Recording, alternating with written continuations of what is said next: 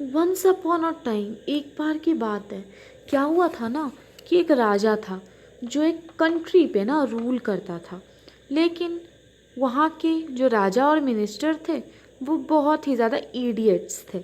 मतलब वो सब चीज़ उल्टा करते थे, या फिर उन्हें वो कोई भी डिसीजन सोच समझ के लिया नहीं करते थे। अब आप समझ ही सकते हो, जब एक किंगडम को चलाने वाला ही मूर्ख है तो वहाँ की प्रजा का क्या हाल होता होगा।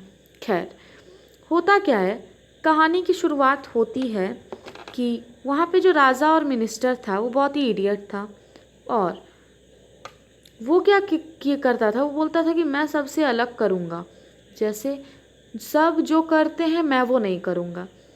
इस चीज़ को उसने अपने माइंड में बैठा लिया था। उसके कारण उसने क्या किया कि नाइट इनटू डे और डे इनटू नाइट कर दिया। मतलब समझते हो आप, रात वाला काम अब सब आप दिन में करो, दिन वाले काम को रात में करो। दिन वाले काम में हम क्या करते हैं, आप स्टूडेंट्स हो, आप स्कूल जाते होगे, ओके, उसके बावजूद आप खाना खाते होगे, आई मीन्स पढ़ाई करते होगे, फिर आते होगे तो खेलते होगे। तो उसने क्या किया ना कि दिन में सब अब सोएगा भाई, और रात में क्या होगा, दुकान लगेगा, बाजार लगेगा, ट्यूशन चलेगा रात में बच्चे स्कूल जाएंगे, कुछ ऐसा उसने कर दिया था। और उसने कहा था कि जो भी इस चीज़ को फॉलो नहीं करेगा उसे मृत्युदंड दिया जाएगा। और सब इस डर से राजा की बातों को फॉलो करने लगे। और राजा मंत्री बड़े खुश थे क्योंकि उनकी ये प्रोजेक्ट काम जो कर गया था। लेकिन एक दिन घूमते घूमते उस कंट्री में ना एक गुरु और एक शिष्य आते हैं, जिनका काम होता है घूमना फिरना, सारी चीज़ों को जज करना। होता है ना कि सन्यासी वगैरह एक जगह से दूसरी जगह घूमते हैं, हर जगह रुकते हैं, तो वैसे ही वो घूमते फिरते आ गए। लेकिन उन्हें दो तीन चीज़ें स्ट्रेंज लगी। पहली चीज़ें स्ट्रेंज उन्हें ये लगी थी कि अरे भाई, इतना अच्छा दीन है लेकिन फिर भी कोई नहीं है, ऐसा क्यों। शिष्य भी बेचारा सोच रहा था। दोनों पूरे दिन घूमते रहे, लेकिन जब शाम होने को आया तब पूरा कंट्री एक ही बार जागता है, और जागने के बाद सब अपना दुकान लगाने को चल देता है। तो वो सोचते हैं अरे भाई ये क्या है, दिन में तो वहाँ एक चूहा भी नहीं दिखता था, लेकिन वो कर क्या सकते थे, और सब अपने नाइट बिजनेस पे चल चुके थे। ये दोनों मैन बहुत ही ज़्यादा भूखे थे, पर दुकान तो खुली नहीं थी, सुबह वो खाते क्या। जब शाम होती है, जब दुकान लगता है, तब ये कुछ ग्रॉसरीज खरीदते हैं। लेकिन इनके भाग्य के अकॉर्डिंग इन्होंने फिर एक बहुत ही बड़ी चीज़ देखी कि जो भी आप यहाँ लोगे, चाहे वो जलेबी हो, केला हो, चावल हो, दूध हो, जो भी आप लोगे सब आपको डूडू में मिलेगा। जैसे हमारे यहाँ रुपया होता है ना, वहाँ की करेंसी डूडू थी। 1 रुपया में सारी चीज़ें मिल रही थी। तो उन्होंने खाना खा लिया और उन्होंने रियलाइज़ किया, हमारे गुरु ने, कि ये जो फूल है ना, आई मीन ये जो किंगडम है ये मूर्खों की है, इसलिए यहाँ पे ज़्यादा दिन रुकना अच्छी बात नहीं है। चलो शिष्य यहाँ से चलते हैं। लेकिन शिष्य तैयार होता नहीं है। उसने बोला कि यहाँ सारी चीज़ें सस्ती हैं, अच्छी हैं, मैं तो यहीं रुकने वाला हूँ। गुरु कहते हैं ये जो किंगडम है ये फूल का है, ये तुम्हारे साथ आगे जाके क्या करेंगे इसका हम बोल नहीं सकते, प्लीज़ चलो। लेकिन डिसाइपल माना नहीं। गुरु की विजडम यानी गुरु के जो बुद्धि थी उसको ठुकरा कर उसने वहाँ रुकने का प्रण लिया। गुरु ने कहा ठीक है, do do want do that you want, मतलब जो करना है तुम करो भाई, मैं तो जा रहा हूँ। लेकिन फिर अगर कोई प्रॉब्लम होगा ना तो मुझे मत बोलना, होता है ना लड़ाई में बोलते हैं। तो गुरु भाई चल दिए। अब बचा हमारे पास शिष्य। वो क्या करता, दिन भर बस खाता पीता रहता था, दिन भर बनाना, घी, राइस, स्वीट, और एकदम मोटा गेंडा सांड जैसा हो गया था वो। एक दिन क्या हुआ ना कि एक चोर चोरी करने गया रिच मर्चेंट के यहाँ। उसने दीवार में किया एक छेद और अंदर घुस गया और लूट का सामान, यानी जो लूट का सामान था उसे लेकर आ रहा था। लेकिन क्या हुआ ना कि पूरे दीवार उसके शरीर पे गिर गई और उसका स्पॉट डेथ हो गया।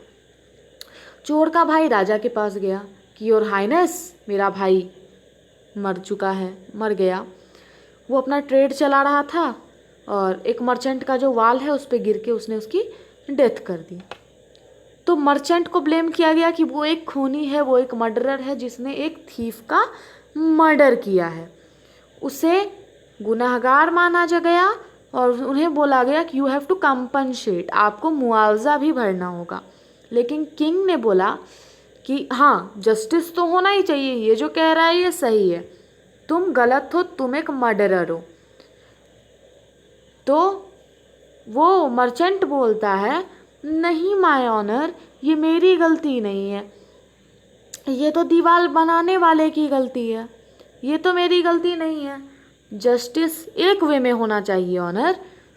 तो हमारा राजा बोलता है, हाँ हाँ तुम ठीक बोले, को किसने बनाया था, तुम पहचानते हो?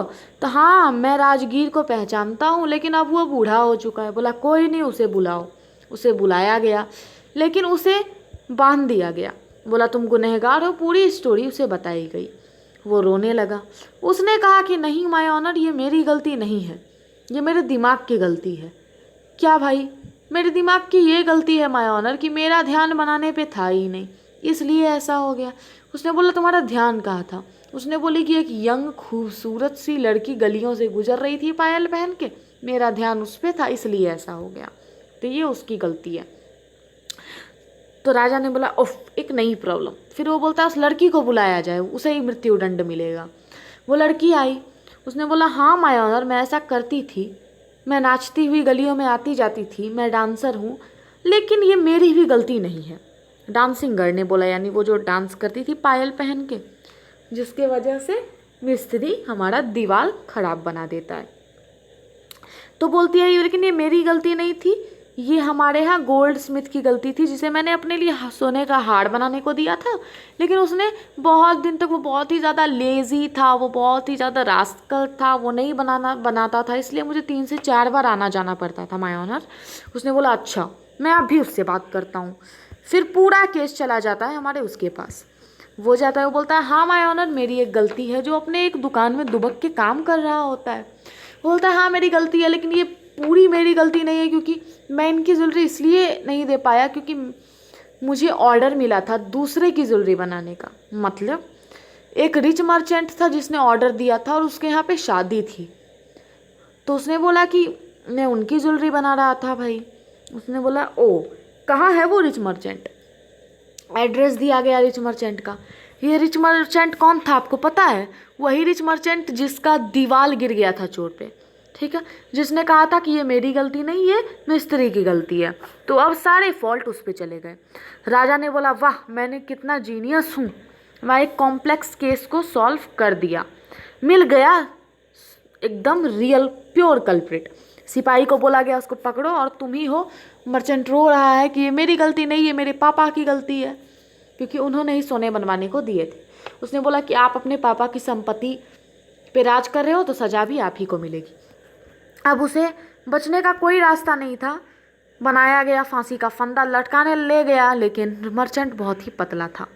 तो बोला गया कि भाई एक मोटे आदमी को ले आओ। तो सिपाहियों की नज़र चली गई थी हमारे किस चीज़ पे? शिष्य पे। वो बहुत ही मोटा था। उसने बोला कि हॉरेबल क्राइम का रूट ये था, ये पतला है तो कोई मोटा आदमी को लाके इस पे लटका दो। मोटा आदमी की खोज हो गई। अब मोटे आदमी की खोज तो हो गई, लेकिन अब क्या कह सकते थे?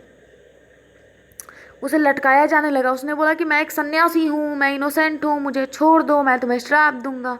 उसने बोला नहीं, आपको ही लटकाया जाएगा। वो मन ही मन याद कर रहा था कि गुरु की बात अगर मैंने मान ली होती तो आज ये दिन ना देखना पड़ता। वो मन ही मन गुरु को आराधने लगा। गुरु प्रकट हुए। वो बहुत ही ज़्यादा विद्वान थे। वो आगे की बातें, पीछे की बातें, होने वाली सारी चीज़ें जानते थे। उसने शिष्य के कान में कुछ फुसफुसाया और उसे बोला, और उसने कहा कि राजा, गुरु बड़ा है या शिष्य? राजा ने कहा ऑब्वियसली गुरु। तो उसने बोला पहले मुझे लटकाओ। शिष्य बोले नहीं, मैं पहले लटकूंगा। दोनों में बातें होने लगी।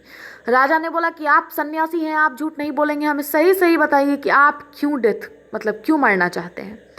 उसने बोला कि मैं इसलिए मरना चाहता हूँ, लेकिन पहले मुझसे प्रॉमिस करो कि मैं तुम्हें बता दूंगा तो तुम मुझे फांसी पे ज़रूर लटकाओगे। प्रॉमिस तो कर दिया गया, लेकिन जब रियल रीज़न थी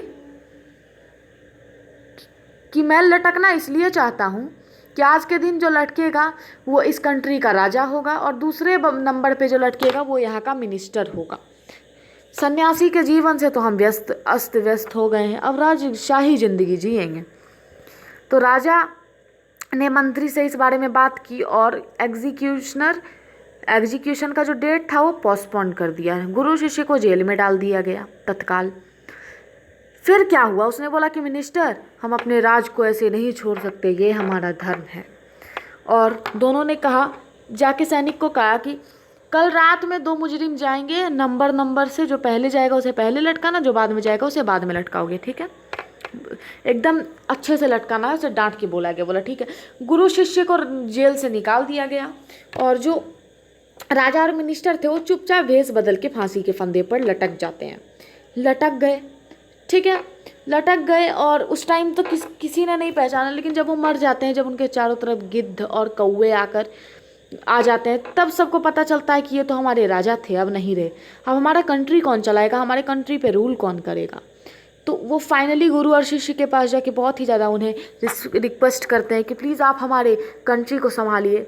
लास्टली वो लोग तो छोड़ने को तैयार थे कंट्री, लेकिन बहुत ज़्यादा रिक्वेस्ट के बाद उन्होंने नया, जितने भी ओल्ड लॉ थे सबको हटा के न्यू लॉ को लाते हैं और बोलते हैं कि आज से कोई भी चीज़ डूडू में नहीं मिलेगी, पहली चीज़। दूसरा, सारा लॉ चेंज किया गया। और दूसरा, दिन दिन होगा, रात रात होगा। उसी दिन से सारी कामें सीधी सादी होने लगी। ना कोई रात में ठेला लगाता था और सुबह सोता था, सारी चीज़ें एकदम लाइन से होने लगी। दिन में सब काम करेगा, रात में सब सोएगा। ओके, तो यही थी आपकी पूरे बुक की समरी।